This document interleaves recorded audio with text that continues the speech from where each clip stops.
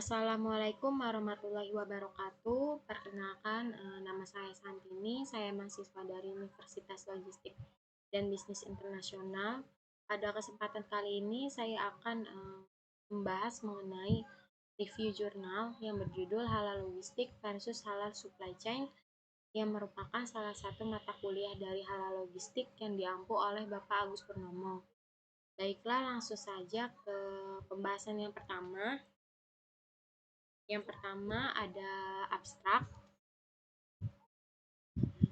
Logistik dan rantai pasok halal itu menjadi semakin penting karena populasi muslim yang terus-menerus bertambah.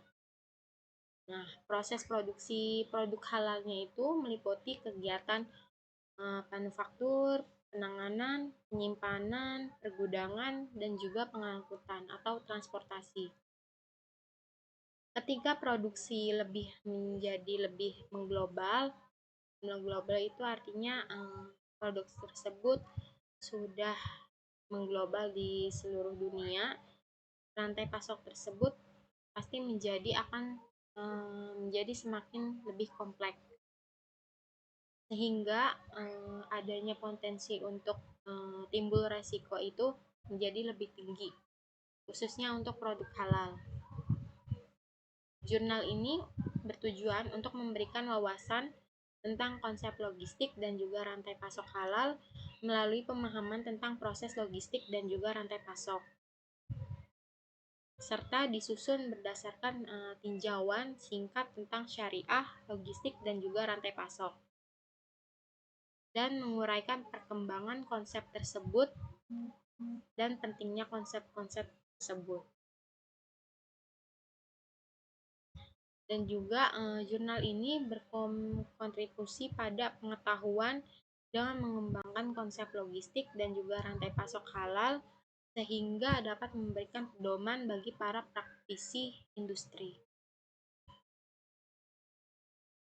Selanjutnya, pembahasan yang kedua ada introduction. Sebenarnya gagasan mengenai halal ini sudah menerima banyak perhatian karena memiliki potensi untuk menjadi strategi komersial yang sukses bagi pelanggan muslim dan juga non-muslim. Nah, kebutuhan untuk produk halal ini bukan hanya terbatas pada proses produksinya, tapi juga di seluruh rantai pasok, termasuk pengenangan, penyimpanan, pergudangan, dan juga transportasi. Bagaimana produk tersebut diproses, bagaimana produk tersebut disimpan, apakah di tempat yang bersih, tempatnya bersih atau kotor, dan juga tempat atau gudang yang digunakan untuk menyimpan produk tersebut, serta transportasi yang digunakan untuk produk tersebut. Tentunya itu saling terkait satu sama lain, sehingga menjadi lebih kompleks. Strategi komprehensif ini sangat penting untuk mencegah kontaminasi dan juga menjaga integritas dari produk halal, terutama karena jaringan pasok menjadi lebih global dan rumit. Nah, meskipun halal ini minat terkait halal ini meningkat, akan tetapi penelitian tentang logistik dan supply chain atau rantai pasok halal ini masih jarang dilakukan atau sulit ditemukan, sehingga perlu pengetahuan yang lengkap dan juga standarisasi mengenai topik ini untuk membantu para praktisi di dunia industri. Selanjutnya ada literatur review. Literatur logistik halal dan manajemen rantai pasok itu telah berkembang dengan konsentrasi awal pada konsumsi halal dan dinamika pasar sebelum beralih ke aplikasi logistik. Studi awalnya itu fokus ke kepercayaan, kualitas, keterselusuran, dan sertifikasi di pasar halal. Nah, logistik halal ini berevolusi sebagai reaksi terhadap meningkatnya kompleksitas jaringan pasok global dan bahaya kontaminasi yang keterkaitan. Nah, pada bagian ini merangkum penelitian sebelumnya dan menekankan perlunya memasukkan prinsip-prinsip halal ke dalam logistik dan manajemen rantai pasok untuk menjaga integritas dan keamanan produk halal. Selanjutnya ada result atau hasil. Nah, dalam diskusi tersebut, para penulis membandingkan logistik halal dengan logistik konvensional dengan menekankan pada persyaratan yang berbeda dan kompleksitas dalam menjaga kemurnian halal. Para penulis tersebut menunjukkan bahwa keberhasilan penerapan logistik halal membutuhkan koordinasi di seluruh rantai pasokan, mulai dari pemasok hingga retail.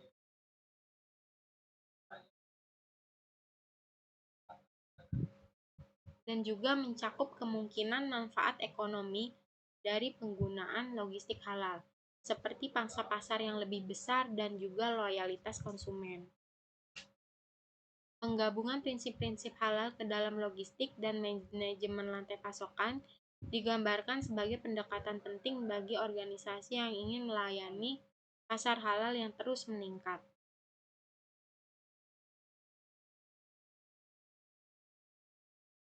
Selanjutnya ada discussion atau diskusi. Dalam diskusi tersebut, para penulis membandingkan logistik halal dengan logistik konvensional dengan menekankan pada persyaratan yang berbeda dan kompleksitas dalam menjaga kemurnian halalnya.